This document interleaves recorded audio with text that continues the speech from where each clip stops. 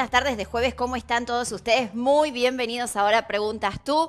Bueno, como ya le dijimos, nueva casa, estrenando escenario, estrenando equipo de trabajo. La verdad que lindísimo y muy cómodos de estar aquí. Como todos los jueves a las 19 horas vamos a estar acompañándolos una horita con toda la información, con entrevistas en vivo, con todo, absolutamente todo lo que vos querés saber. Pero ahora les voy a presentar a mi equipo de trabajo. Facu, muy buenas tardes. ¿Cómo estás? Primera Hola. vez en cámara. La verdad que sí, muy contento de estar acá, Laura. Muchas gracias por la presentación. Y por supuesto, listo para arrancar con un programón el día de hoy. No se lo pueden perder. Tenemos un invitado de lujo al que vamos a pasear absolutamente por todos lados. Así que prepárense porque tenemos un programón. Pero antes, Lau, si te parece, hablemos un poquito del Mundial, hablemos de fútbol. A ver, porque estamos así medio como medios caídos. en la calle, sí, se comenta todo el tiempo, ¿no? Del Mundial, de Argentina, qué pasó con Arabia Saudita, ¿nos podremos recuperar de acá a 2 días con México? Bueno, fue un tropezón, sin lugar a dudas, algo que no teníamos previsto. Creo que nadie, ni el más pesimista de los argentinos, pretendía o quería que este resultado se dé así, pero bueno, hay revancha, estamos a tiempo y hay que confiar en Lionel Andrés Messi, nuestro emblema, nuestro capitán, que dijo: tenemos que estar todos juntos, unidos, para poder dar vuelta a la historia. Así que a confiar en la escaloneta, a confiar en Lionel Andrés, que todo se puede dar vuelta. Así es, tropezón que no es caída y nos queda el sábado, ¿no? Partido tremendo con México, pero bueno, ahí vamos a estar haciendo hinchada firme, ¿no? Porque la camiseta vale la pena y vale la pena que los argentinos estemos unidos esta vez. Pero lo mismo que sucede en el fútbol, que se empiezan a suscitar este tipo de grietas en que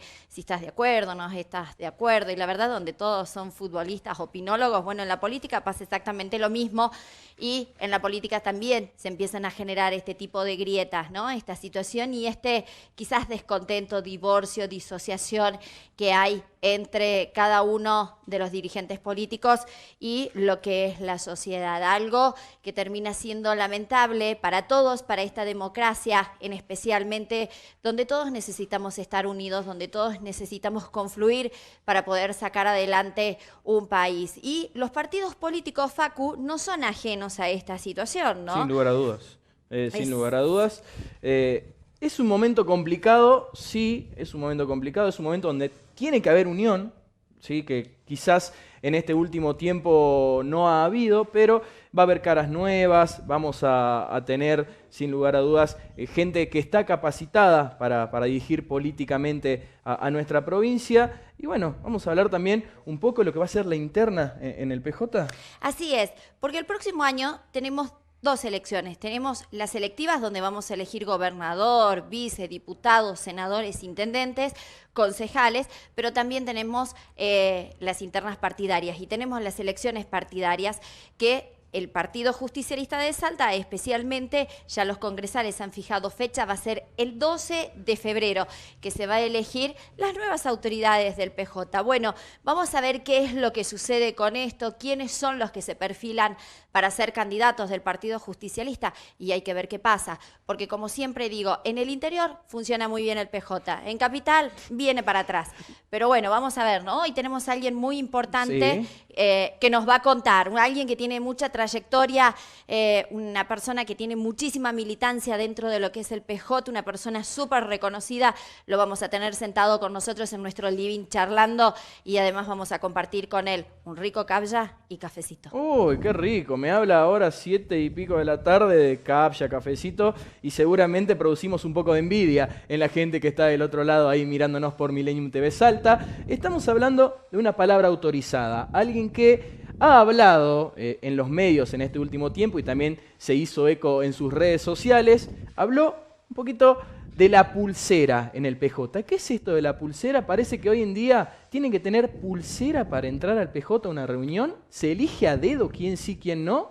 ¿Hay que ir a la justicia si no existen estas elecciones internas? Bueno, eso y mucho más, doctora Laura. En este programa de hoy va a ser un placer para nosotros recibir al senador por Cachi, Walter Waller. Así es.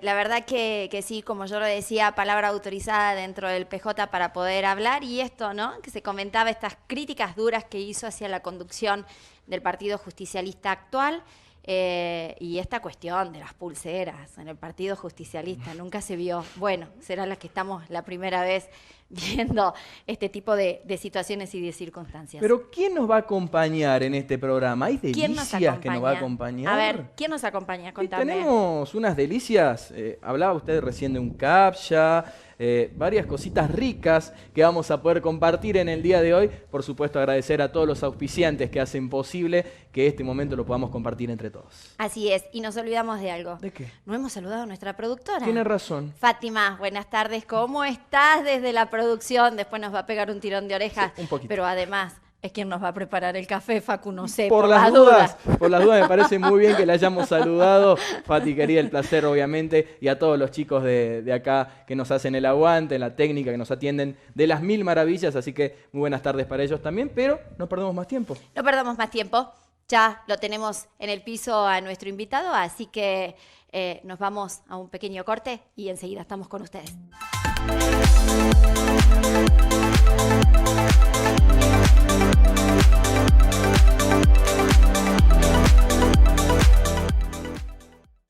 Y seguimos en Ahora Preguntas Tú, y lo prometido era deuda. Ya se encuentra con nosotros acá en nuestro living, en nuestra mesa, para compartir un rico cafecito, el senador por el departamento de Cachi, que vamos a hablar absolutamente todo, de tarea legislativa, y también vamos a hablar del Partido Justicialista. Walter, muy buenas tardes, muchísimas gracias por estar con nosotros.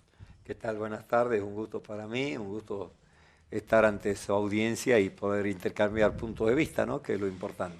Así es. Vamos a hablar un poquito del PJ. La verdad que te hemos visto muy crítico con la actual conducción del PJ. ¿Vos crees que el Partido Justicialista hoy ha perdido credibilidad ante sus afiliados?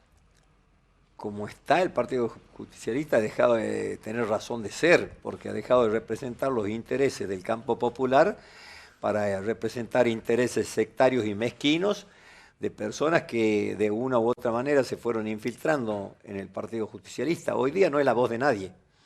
Hoy es la voz de 2 o 3 personas que tienen voz porque están en cargos del gobierno, porque si no estuvieran en el cargo del gobierno no tendrían ni voz en la cuadra de la casa. Pero bueno, al ser funcionarios de gobierno tienen voz y son los que se han apropiado del PJ y no representan, por lo tanto, a ningún sector social, ni a los trabajadores, ni a los trabajadores desocupados, ni a la clase media, ni a los industriales, ni a los pequeños empresarios. No representa a nadie, y eso lo demuestran las elecciones últimas, ¿no? A donde en Capital no pusieron ni un solo concejal, distorsionaron la institucionalidad de los partidos.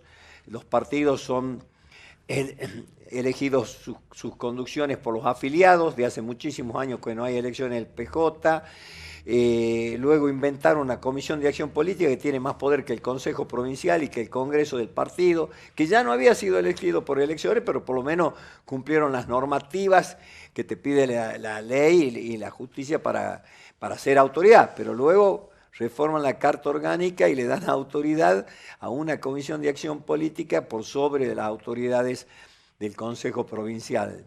Y vuelvo a repetir, cuando no representan a nadie, cuando el partido lo cierran, cuando para hacer un acto masivo donde la gente tiene que ir porque lo vive al peronismo, porque lo siente, te ponen una pulserita que te acepta o no te acepta el ingreso, te muestra que ya no es un partido popular, sino es un partido elitista. Y si es elitista, no es peronista. Claro, sí, algo no estaría bien, ¿no? En ese sentido.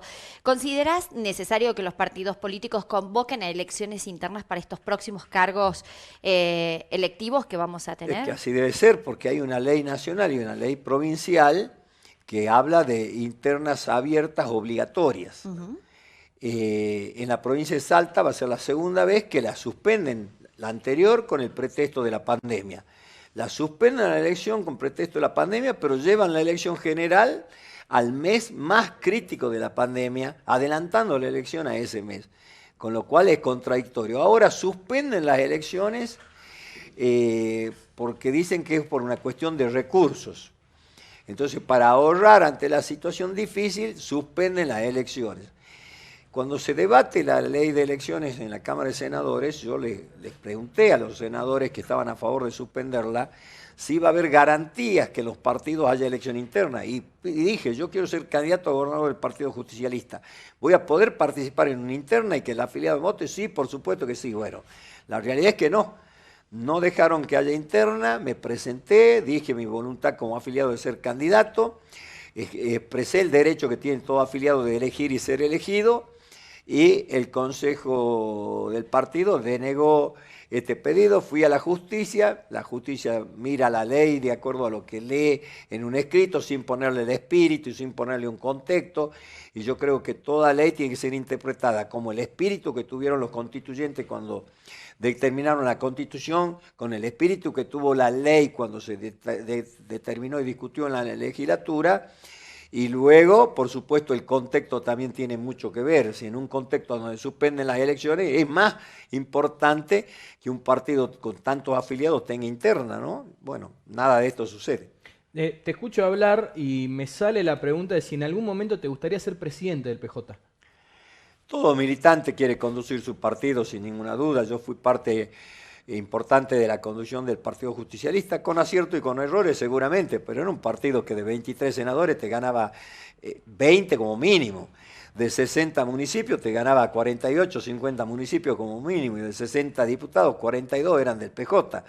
Ahora, por supuesto que en la gestión anterior se puso de práctica que no importa de dónde llegue, porque después los coopto. Llegué por donde llegué, después sos oficialista, cosa que le hace mucho daño a la institucionalidad, mucho daño a la democracia, pero sobre todo falsea la representatividad de los sectores sociales, porque si a vos te votan por ser de tal partido y luego te vas al oficialismo, le estás defraudando y traicionando a quienes te eligieron. Bueno, pero ese es el modo de operar de ahora. Entra por donde entres y te venís al oficialismo. Ahora, lo que no tenés que hacer es ganar en el peronismo. Entonces lo mandan al bombo para que el peronismo pierda. Si vos fueras el presidente del PJ, ¿qué cambiarías? Bueno, con la experiencia que uno tiene, que está basada en aciertos y también en errores, en mirar y aprender, en escuchar a los demás, lo haría mucho más abierto, haría un partido que esté mucho más cerca de la gente, pero que ponga mucho énfasis en capacitar a los sectores, a los distintos sectores de afiliados, sectores partidarios, porque el partido también tiene sectores luego internos. A esos distintos sectores les facilitaría la posibilidad de capacitarse en política, en la geopolítica, el que quiere especializarse más en lo social, que el partido le dé las herramientas, el que quiere tener una especialización política con mirada económica, con mirada cultural, deportiva, de infraestructura.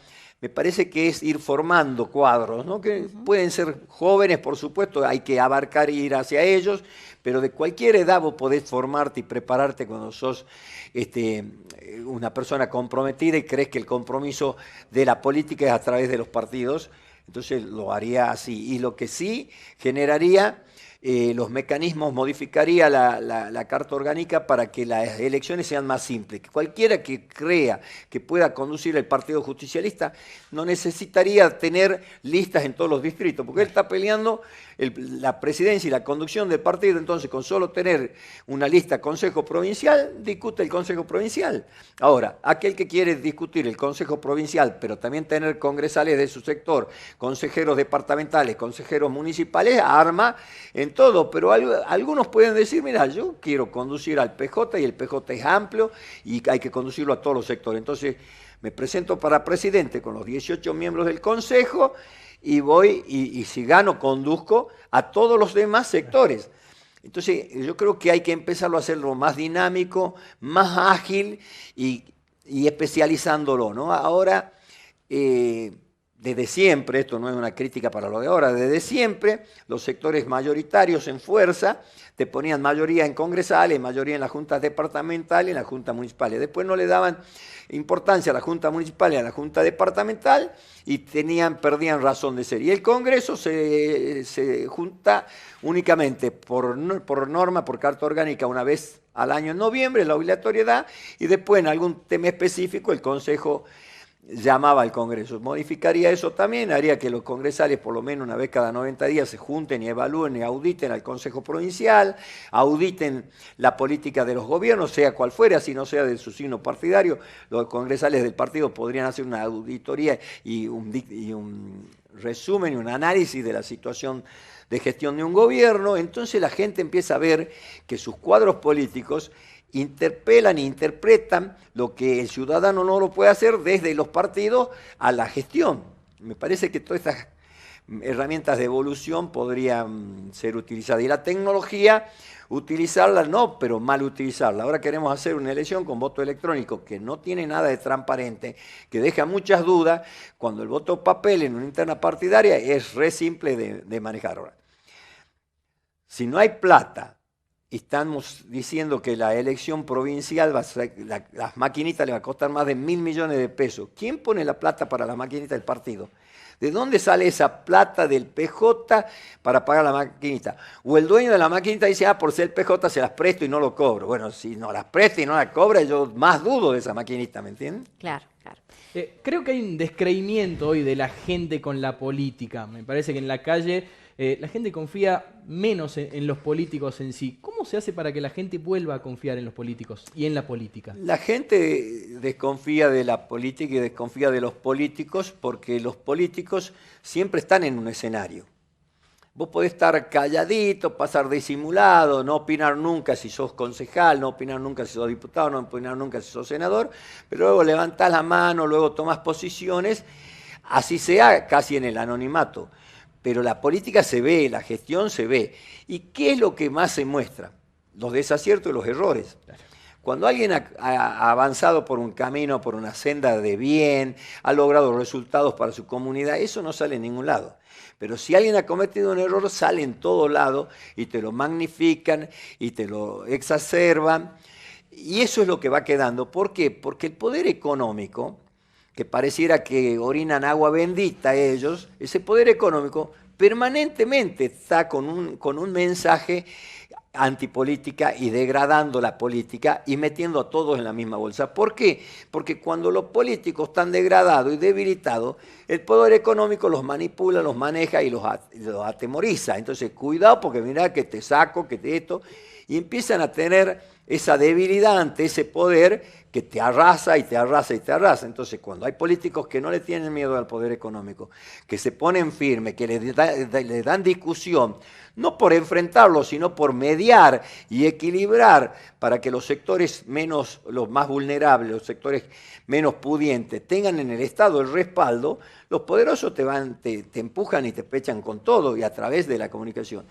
Cuando debilitas la política, estás debilitando justamente el brazo fuerte del Estado, desde la institución del Estado, mientras el poder económico siempre va a estar fuerte, ¿no? Y muchas veces los políticos se prestan. ¿Cómo se prestan? Cuando miran para otro lado, cuando hay un mal político, cuando miran para otro lado, cuando hay un mal funcionario, cuando no cumplen su rol una vez que son elegidos. Y entonces eso le da pie a que toda la política esté generalizada como mala y entonces el ciudadano no se da cuenta que al estar en esa, todos son malos, todos son malos, todos son malos, el primero que pierde es él, el que está diciendo todos son malos, porque después cuando necesita de un Estado fuerte, de políticos fuertes, no los tiene porque él siguió el mensaje comunicacional de que todo es malo. Y no, todos no son buenos ni malos. Hay gente buena en todos lados y hay gente mala en todos lados. Ahora, el ser humano, sobre todo el argentino, desconfía de todo. De los políticos se habla más porque están en el escenario. Pero si vos vas a hacerte un trabajo mecánico y te dicen, le cambiamos esto y dudas, ¿cambiaron o no cambiaron? Si el médico te dice, tenés un problema, hay que hacerte una operación, ¿será verdad o no será verdad? O sea, como sociedad no estamos creyendo en nosotros mismos, como sociedad. Nada más que nos fijamos siempre en la paja del ojo ajeno y no en la viga del ojo propio, ¿no? Porque por ahí hay alguien que está diciendo, porque los políticos no son confiables, y otro está diciendo que él no es confiable en su profesión o en su oficio. Claro. ¿No? Y no se dan cuenta que es un círculo vicioso, nada más que él está solo en su consultorio, solo en su oficina, solo en su estudio, o solo con su balde de constructor. Pero La desconfianza es generalizada, pero los políticos están en el escenario y son más cuestionados. Y esto es bueno, para que el político sepa que está en la mira de todos. Esto también no hay que sepa que está en la mira de todos. La macana que hay políticos que saben que están en la mira y le importa nada porque el poder los cuida, los protege y creen que pueden hacer de todo y cualquier cosa porque están protegidos, ¿no? Pero hay otras personas que son políticos muy, muy responsables y son la mayoría. Son la mayoría. Lo que pasa es que es difícil hacerse notar. Yo siempre digo, si aquí habría un equipo de profesionales de la comunicación con posibilidad de hacer un estudio y estudiar a quienes entraron en el año 83 de intendentes, de concejales, de diputados, senadores, hasta el día de hoy, verían que se hayan mejorado en su situación económica es un porcentaje mínimo. Y que hayan empeorado en su situación económica es un porcentaje mayoritario, porque el político de verdad descuida sus cosas personales. Entonces, claro, pero como los poquitos se han hecho mucho y han crecido mucho, y vos decís, che, ¿de dónde salió tanto? ¿Dónde vendía diario? ¿En qué esquina tenía la panchería para tener tanta plata? ¿Dónde tenía su comercio? ¿Dónde estaba su estudio? ¿Qué edificio construyó? Y nada, no sabes de dónde, pero sí sabes que ahora tiene mucho. Pero esos son los menos. Pero a todos nos hacen meter como a ese que creció. Pero si harían un estudio serio se dieran cuenta y podrían mostrarle a la sociedad que son muchísimos, muchísimos los políticos que han quedado igual o han retrocedido. Y son menos los que se han enriquecido. Walter, sabemos que la lealtad es uno de los pilares fundamentales que tiene el Partido Justicialista. ¿Vos crees que hoy hay lealtad dentro del partido? La lealtad tiene que ser con la comunidad, y cuando sos un partido, la lealtad tiene que ser a los principios de ese partido, ¿no? Yo creo que hoy día una gran mayoría, porque no hay que generalizar, una gran mayoría de que se dicen, conducen al Partido Justicialista han perdido la lealtad con los principios del peronismo, porque si no, cuando hicieron el acto del Día de la Lealtad, quien hoy lo está conduciendo al Partido Justicialista desde la Comisión de Acción Política, salió y dijo en un reportaje, hace 70 años que hay malos gobiernos en la Argentina. En esos 70 años están los gobiernos de Perón, el primer gobierno y el segundo gobierno de Perón. Gobiernos que transformaron la Argentina, que revolucionaron la Argentina, que hicieron una revolución en paz, que luego a ese gobierno de pueblo lo bombardearon los militares argentinos, un sector de militares argentinos matando gente en Plaza de Mayo. ¿Y cómo un peronista puede agarrar y decir en 70 años un mal gobierno? Después su brazo armado, iba a decir, pero ni eso, creo, su vocero, sale y dice, la doctrina ha perdido esencia, ya no tiene que ser la doctrina peronista. ¿Cómo no? La doctrina es la doctrina, nuestros principios son nuestros principios. Evolucionan las herramientas para llegar a los objetivos de esa doctrina, pero no se modifica nuestra doctrina, no se modifican nuestras convicciones. No dejamos los peronistas de representar a los sectores que tenemos que representar. Ahora, cuando los peronistas llegamos al gobierno, gobernamos para todos. Por supuesto que no vamos a preocupar si una gran empresa está en situación difícil, la vamos a buscar acompañar para que salga de las dificultades. Por supuesto que vamos a buscar que se industrialice el país, que se genere más riqueza, que haya más ricos. No vamos a tener problema con eso, pero lo que tienen que tener garantía y seguridad, que son los que menos tienen, que va a haber salud, que va a haber educación, que va a haber programas sociales, que va a haber infraestructura, que van a tener viviendas. Si eso no está garantizado, no sos peronista. Entonces, desde una identidad y desde una convicción tenés que gobernar. Y por eso decimos que los peronistas gobernamos para todos, pero tenemos una identidad y una esencia en la cual no podemos fallar. Ahora, cuando el gobernar parece todo, hay una confrontación de intereses. El sector más pudiente busca, por ejemplo, decir que los salarios son un costo muy importante en sus empresas y esto no tiene que ser así. Entonces busca, con el poder de su riqueza, menguar los salarios. Ahí viene el Estado y se mete en el medio y dice, no, pará. Hay paritarias, discutan, y el Estado va a estar al lado del trabajador. Y eso equipara fuerzas. Y ahí es a donde el empresariado te va a decir, sos esto, sos el otro, te va a buscar destruir, porque vos le has puesto límites. Bueno, ese es el peronismo, el que pone límites para que los que menos tienen tengan posibilidad de ascender, tengan posibilidad de llevar a sus hijos a la universidad, puedan sus hijos pasar de trabajadores al sector medio. Entonces, si no es esa tu esencia, no sos peronista, anda a otro partido. Anda con Milei, anda con el PRO, anda con Patricia Burley, tenés un montón de lugares y nadie te está diciendo que dejes de hacer política. Pero no usurpes y ocupes un partido que esencialmente nació para equilibrar y dar equidad y permitirle a los que menos tienen ascender en la sociedad. Totalmente. La última, Walter, de esta primera parte de la entrevista, porque después viene algo bastante interesante. ¿Cuáles son tus deseos para el 2023? Para el 2023... Políticamente hablando. Políticamente hablando. Primero que en el campo nacional, el campo nacional gobierne el país, porque sería catastrófico y muy desastroso que la derecha liberal vuelva, porque ya están diciendo lo que van a hacer. Cortar jubilaciones, achicar salarios, privatizar empresas. Ya vemos que lo que viene sería mucho más duro y peor. Son los que endeudan el país, los que se enriquecen y llevan la plata afuera, pero nos vienen a querer enseñar cómo tenemos que ser ordenaditos y austeros en el Estado, cuando el Estado tiene que servir a los que menos tienen. Se quejan al que le dan un plan de 25.000 pesos, pero no se quejan de los millones que le dan a las grandes empresas en el centro del país como subsidio, ¿no? Porque eso no dicen, no vas a escuchar en ningún medio nacional decir, che, a tal empresa le llega tantos millones de subsidios, a tal empresa le llega tan... pero al pobre que le han llegado 25.000, a ese lo tratas de vago. Ahora vos lo ves al vago con sus manos ajadas y lo ves al trabajador rico que recibe millones de subsidios con sus manos esculpidas, ¿no? Entonces no sé cómo uno le puede decir vago al otro, pero bueno, lo triste es que entre los sectores de trabajo ya empiezan a decirse vago entre ellos, porque nos culturizan a través de la comunicación. Y la verdad que me parece que los que menos tienen de vago tienen poco y tienen muchos problemas y muchos agobios. Y esto hay que resolver. Entonces, ¿qué quiero para el 2023? Un gobierno peronista gobernando la Argentina para todos los argentinos.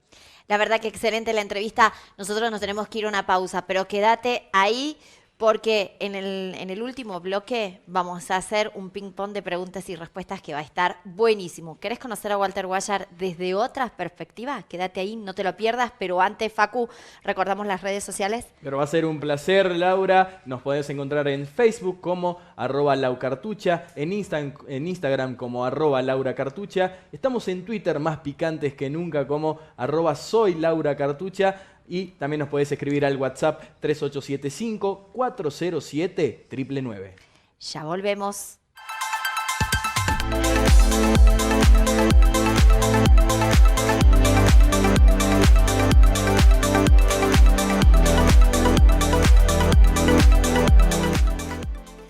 Nosotros con el equipo de Ahora Preguntas Tú estuvimos presentes en un acto muy importante, el del Día del Militante Peronista, en el cual estuvimos hablando con muchísimas personalidades, con historiadores. Hicimos un muy lindo informe. Vamos a verlo y volvemos enseguida. Bueno, para nosotros es muy importante recordar el día 1972, que fue el momento en que Juan Domingo Perón volvió a la Argentina después de su exilio de 17 años. Y es ahí donde el peronismo empezó a hacer una mirada de revisionismo histórico, una mirada de recuperación del trabajo social, soberanía política, economía, independencia económica y fundamentalmente reconocer esto, ¿no?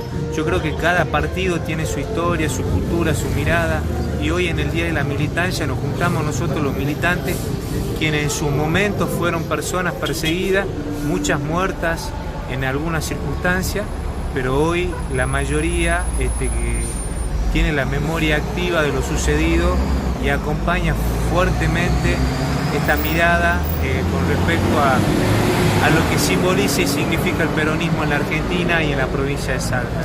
Bueno, la verdad que totalmente de acuerdo, la gente no confía hoy en la política, pero también depende de nosotros ser aquellos gestores y artífices de esta nueva generación, porque la política va mutando, va cambiando, los tiempos son aceleradísimos y nosotros somos los que tenemos que aplicar una plataforma de gobierno que convenza a la comunidad de que no en toda la política hay corrupción, de que no en todos los espacios políticos hay intereses personales, sino que muchos de nosotros nos podemos ocupar de las cosas que le pasan en el metro cuadrado a cada uno de los vecinos.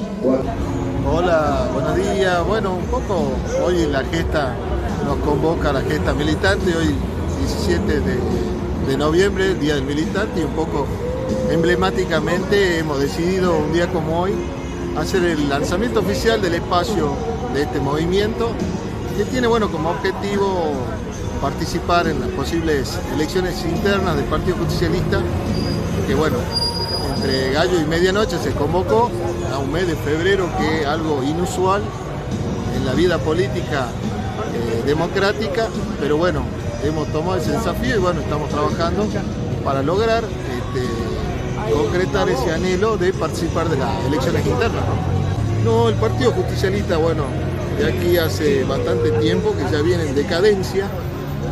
Los responsables son el ex gobernador, el anterior ex gobernador y las actuales autoridades del día de hoy, ¿no? Convengamos que el PJ hoy fue tomado por asalto, le decimos nosotros, porque sectores de la derecha antiperonista que representan esos intereses hoy están dentro del PJ, no lo representan en absoluto. Hace un año y medio fueron parte del entorno del macrismo y hoy ostentan el espacio del peronismo en nombre del PJ en la calle Subiría, y ahí están instalados. Entonces un poco, desgraciadamente, los peronistas del campo popular no tenemos la posibilidad de estar o ser parte de esto, ¿no? Entonces un poco, a raíz de estas elecciones internas nosotros vamos a participar, vamos a dar batalla, como se dice. Independientemente de estas elecciones internas, nosotros nos vamos a mantener como un espacio político de reflexión, de debate constante y de enriquecimiento doctrinario, más que todo. Eso es lo que nos está faltando al Partido Justicialista: la doctrina, la militancia y la mística. Se ha perdido todo eso, desgraciadamente. Estos últimos años se ha perdido esos valores que tenía un militante del peronismo.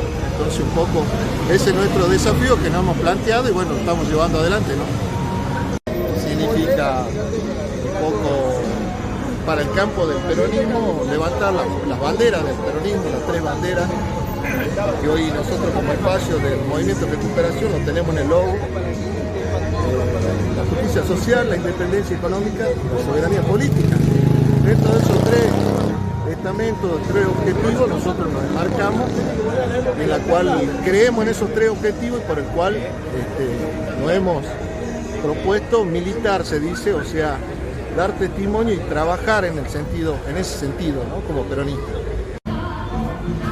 Y de verdad que significa lo mismo que significó hace 50 años, una tremenda alegría, una angustiosa alegría. Hace 50 años vivíamos la alegría inconmensurable de saber que justamente producto de la militancia, de la lucha, del compromiso cotidiano, que podíamos concretar el gran objetivo del retorno de nuestro líder en un marco angustioso, porque inclusive en esos días, hoy la historia cuenta que había Macera concretamente, que había propuesto derribar el avión, por ejemplo, ¿no? Derribarlo al avión. O sea que esto en la historia argentina y lo que poquito que conocemos, eso sabemos que eso era viable. Aparte fue un día de mucha represión, un día intempestivo desde el punto de vista climatológico, llovió mucho, pero creo que todo esto que les cuento, al igual que hoy, se entiende mejor y obliga, digamos, o invita y obliga a la vez al compromiso de la esperanza. Es decir, vivimos momentos azarosos, a diferencia de aquello eran tiempos de dictadura y estos son tiempos de democracia, pero está muy complicado el tablero.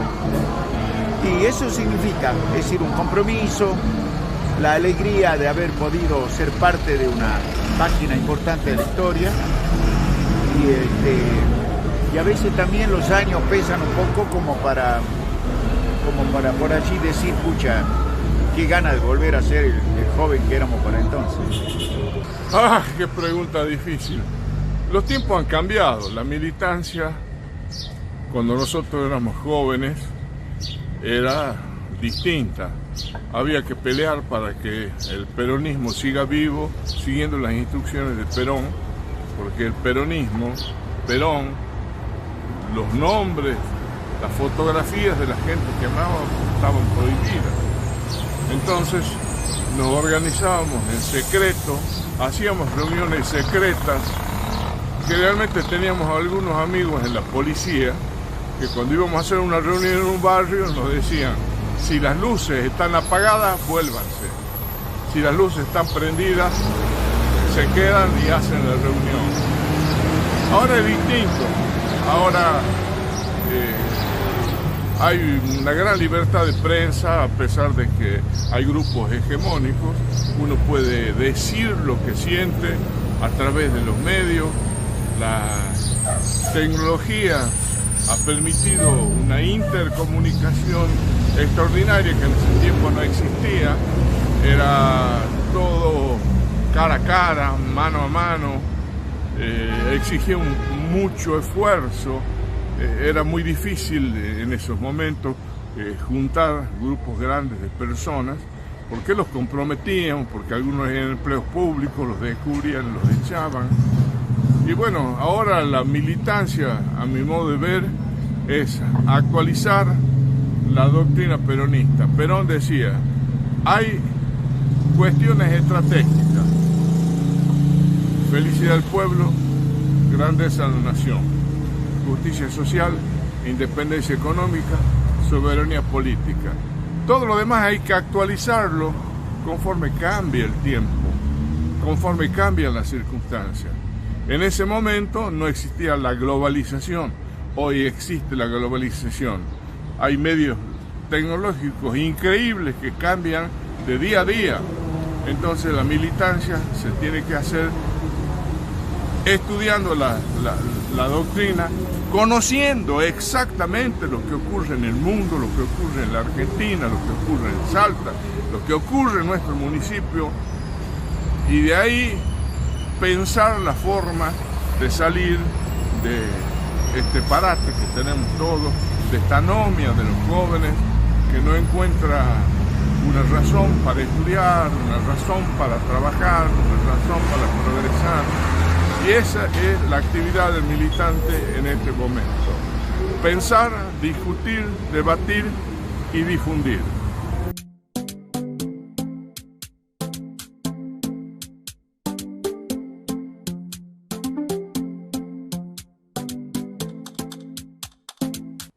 Ahí escuchábamos a personalidades muy importantes en el mundo de la política y más precisamente en el peronismo, y empiezan a llegar los mensajes al 3875-407-999.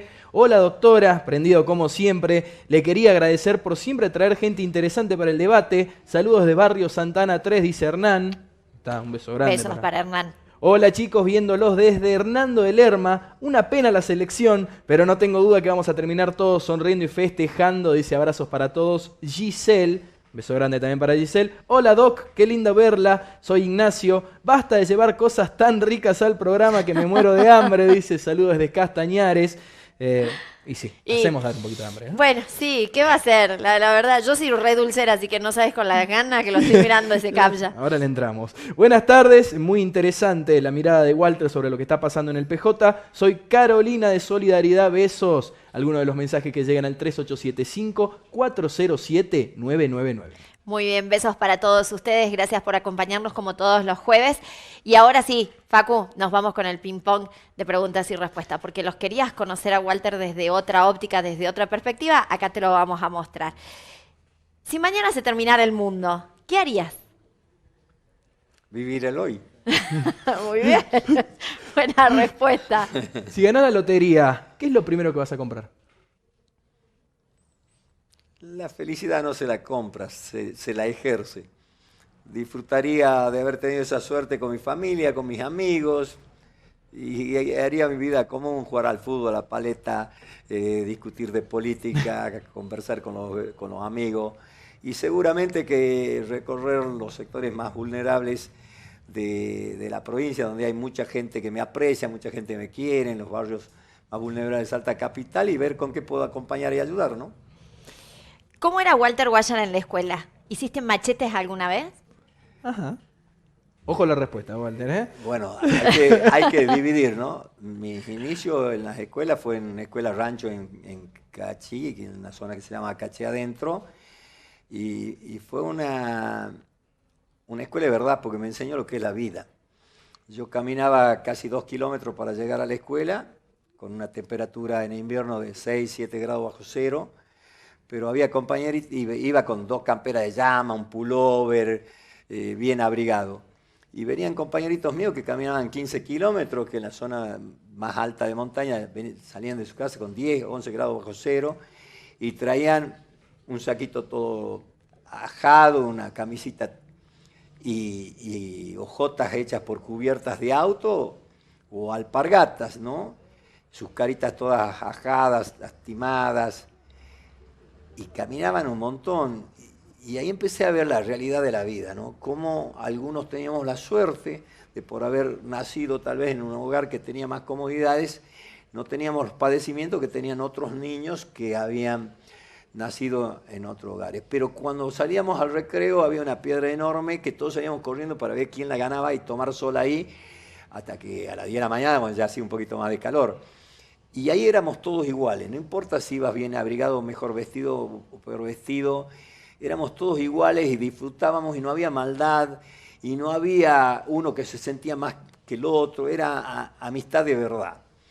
Bueno, esos momentos de la infancia y ese aprendizaje con maestros que a veces si no le habías hecho caso te tiraban de la oreja, cosas que hoy no tiene que suceder y eso está bueno, pero digo yo que esa escuela rancho me enseñó muchísimo, ¿no? Me formó y me formó para toda la vida, porque me quedó esa esencia. Por eso nunca discutiría y diría que el peronismo ha dejado de tener razón de ser o su doctrina cayó. Y después me trajeron ya a los últimos grados aquí a Salta Capital, a donde el bullying que le dicen ahora me era permanente por la forma serreña de hablar, por conocer pocas cosas de la ciudad, la agresión era medio permanente. Y me tuve que acostumbrar y no vine con mis padres, así que te sentías en la soledad de no tener en quién recobijarte ante las agresiones externas. Y tenías que decir, ¿qué hago de mi vida aquí? ¿Por qué? ¿Qué le he hecho a mis papás que me han traído aquí, ¿no? Y después me empecé a dar cuenta que mis padres habían buscado que yo sepa que más allá de esos cerros que nos rodeaban y nos hacían como una ollita, había otro mundo, otra vida y que había que saber vivirla y conocerla. Y cuando empecé a entender eso, tomé la calle como en mi casa. La verdad que mi abuelo pobre no me podía contener, salía de la escuela y era a la calle, a la calle, a la calle. Pero era un laburante, vengo de un pueblo forjado en la cultura del trabajo, así que un día encontré en el río los desperdicios que tiraban la cerámica y me di cuenta que se las podía tallar y empecé a hacer artesanía y debo ser uno de los primeros que ha ido a vender cosas al monumento Güemes, porque vivía cerca, nadie iba a vender nada y yo iba y me hacía mis artesanías y vendía y empecé a tener mi platita para estar más en la calle. Después se creó el primer lavadero automático de autos y me fui, me puse de trabajador en negro ahí lavando autos y ya tenía más platita, entonces el metegol, el bowling, la calle me atraía. Y el estudio no me atraía tanto. Claro. Entonces Entonces era macheteada. No, me parece que era vago hasta para machetear. Pero digamos que era un buen compañero, un buen amigo, era simpático. Entonces, cuando había una prueba o algo, se peleaban los amigos, las amigas para decirme, yo te dicto, yo te dicto. Bueno. Y después mis pruebas tendrían que ser de 10. Pero los profes se daban cuenta que yo no había estudiado. Entonces me ponían 0 por copia. Y yo decía, si usted no me había copiado nunca, eso es verdad. Y entonces, ¿por qué el 0? Porque si te pregunto algo de la prueba no lo vas a saber, eso también es verdad.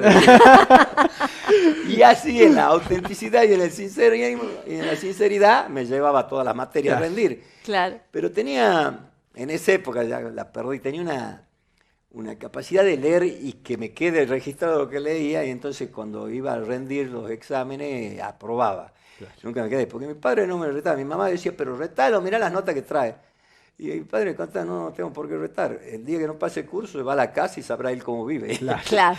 No había retos, más corta que hoy había en día. claro mensaje que iba a pasar. Entonces, bueno, para rendir, me ponía las pilas y estudiaba. Y así llegué a la universidad He visto que a veces hay un destino que te marca en la universidad.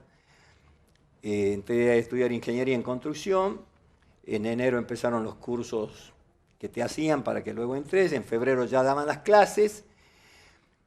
Y no sé si tuve la mala suerte o la buena suerte que tenía una profesora joven, pero muy racista, muy racista. Trataba muy mal a nuestra gente humilde, a nuestros compañeros humildes. Y un día una profesora de otra aula falta, entonces lo traen a los chicos de esa aula a la nuestra, y se me acerca un chico humilde a preguntarme si se podía sentar al lado mío. Y le digo, sí, hermano, sentate ahí tranquilo. Y la profesora me empezó a gritar, a tratar de negro de aquí, con los peores. Y entonces yo lo defendí. Cuando lo defendí vino y me empezó a gritar a mí, y yo dije que a mí no me iba a faltar respeto. Y me planteó, fue al decano, mintió todo lo que tenía que mentir, el decano vino, mis compañeros salieron a favor mío, llegó hasta el rector, y entonces no me sancionaron y se armonizaron las cosas. Pero luego vino el golpe militar. Pasaron a receso las universidades, las cerraron, y cuando abrieron la universidad, la dictadura, yo fui a entrar y estaba en una lista donde no podía entrar a la universidad. Con lo cual ya no me quedé fuera de la universidad. A los 6, 7 meses de eso me tocaba el servicio militar, me tocó hacerlo en Córdoba,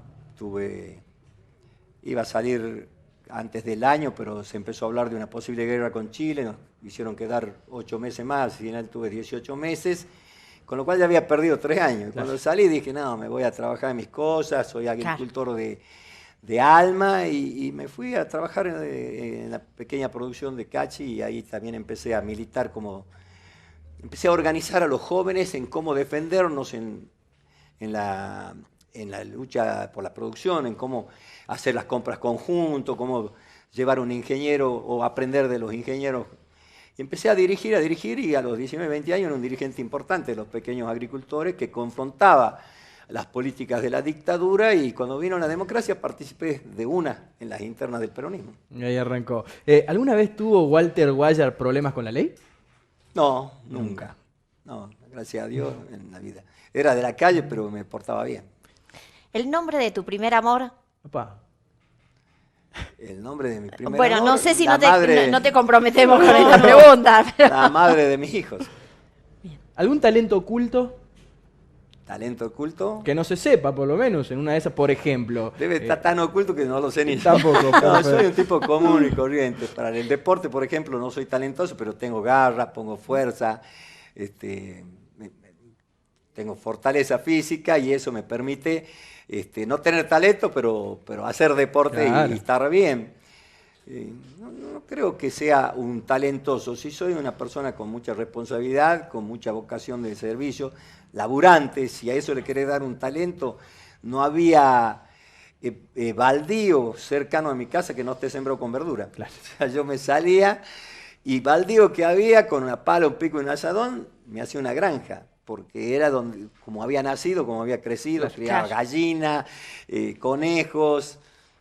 En pleno barrio de Monumento Güemes, se morirían ahora. ¿Pedir perdón o permiso? Cuando uno se equivoca debe pedir perdón, y cuando uno tiene que actuar, actúa. No se pide permiso, se actúa.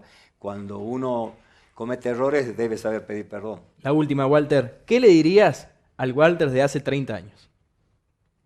Que no cambie nunca, que no se entregue, que no se venda, que no se quiebre, que viva la vida con intensidad, que tenga impronta. Y sería tal vez un poco más armonioso, ¿no? Era muy vehemente en todo en la vida, y por ejemplo en la política, siendo muy joven, 26, 27 años, era la voz que confrontaba con las otras voces de los otros sectores de la política. Mientras todos querían pasar así, haciendo la tabla y con menos aspereza, yo era el que le discutía a Foloni, a Gomedier, a tantos cuadros de la política del Partido Renovador, o a los radicales, a Alejandro Sarabia, Diego Mariño. Eran cuadros de la política de los cuales uno aprendía. Yo aprendí de muchísimos cuadros peronistas, pero también viendo a la oposición, porque uno tenía en ellos para aprender. Pero tampoco porque eran eruditos o profesionales le tenía temor, le discutía de igual a igual, y por ahí con mucha vehemencia.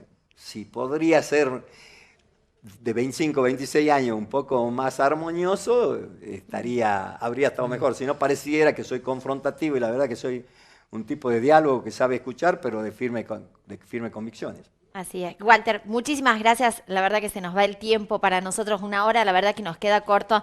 Muchísimas gracias por acompañarnos, por estar con nosotros, por compartir toda tu experiencia y contarnos estas vivencias tan, tan lindas. Nosotros nos vamos, nos despedimos. Facu, llegó al final. Nos vamos. Nos vemos el jueves de la semana que viene a las 19 horas. Como siempre, los esperamos ahí. Ahora vamos a probar este caballa riquísimo. Tengo unas ganas, así que, Lau. sí, yo también.